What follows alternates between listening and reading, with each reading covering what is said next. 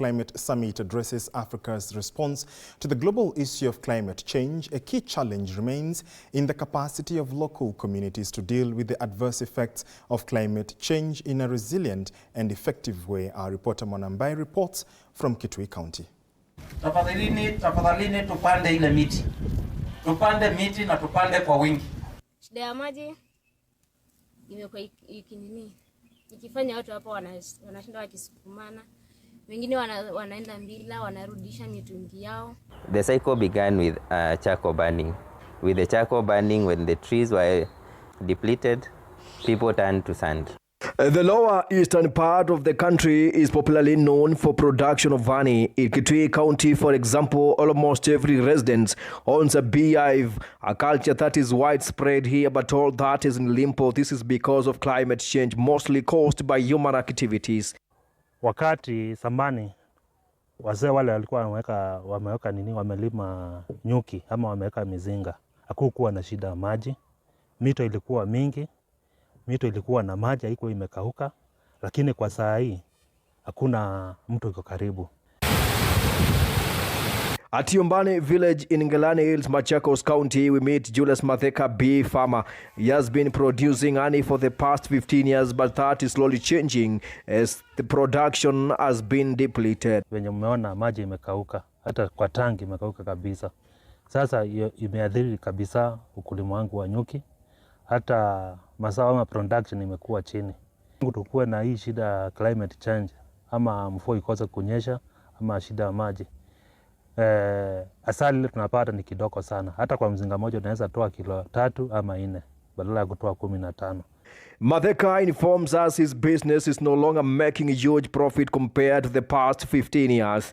He says the cost of production is high because he has spent a lot of money purchasing water, a commodity Frail acquired a few years ago, and now he must plant flowers and trees which attract bees because almost all the indigenous trees have been cut, with neighbors who engage in charcoal burning activities. Zamani ilikuwa hizi vitu zilikuwa, lakini kwa sasa hii watu wamelima, wameng'oa, wamekata, wamechoma makaa, zingine wamekata kuni. So kwa hii shamba yangu nimehifadhi hizi kama chakula ya nyuki. Just a few meters from Matheka's farm is a charcoal burning site. No bushes nor the indigenous trees. They have all vanished thanks to the charcoal business. We accompany Matheka to a water spring that is nearby where he used to pump water for about. But now the situation is dire. The water source and perhaps the only remaining one in the Ngelani Hills is drying up, and locals spend the whole day here queuing to just fill a 20-liter jerrycan, a can of fresh drinking water. It is around 1 p.m. and we meet Agatha and other villagers who have been camping here since morning, at least to fetch drinking water. Tumekuwa na shida ya maji hapa. Tunakuja, tunachota maji, inakauka, inaisha. Wengine wanakuja, wanaenda bila maji. Wengine wanalala hapa wakichota maji.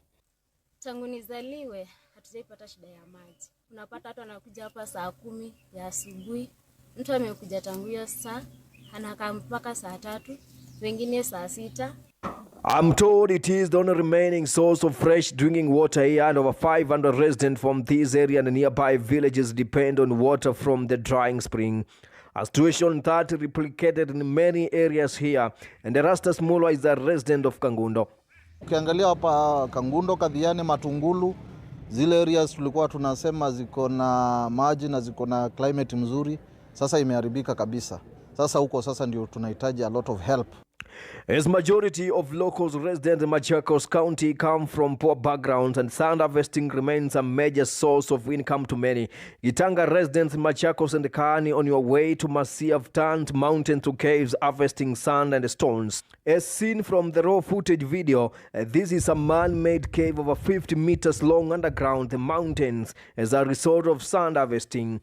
At the Machakos County Minister of Water, Irrigation, Environment and Natural Resources and Climate Change Office, we meet Engineer Daniel Chalo, and he had this to say about climate change. One of the biggest effects we have with charcoal burning is that we are reducing the carbon sinks that we have And compounded with the effects of climate change, growing trees is becoming harder. It will take hundreds of years for us to return the world, if it's possible, to the way it was. And the urgency to grow trees is still not there. The sand in the riverbeds acts as a storage structure or a storage medium for water, particularly in the dry season. Excessive sand harvesting is having an adverse effect on the water, and these activities need to be controlled. And now the big question remains, will the conferences convert these conversations into action? Nicholas Mbai reporting for TV 47, Machakos County. Thank you, Manamba.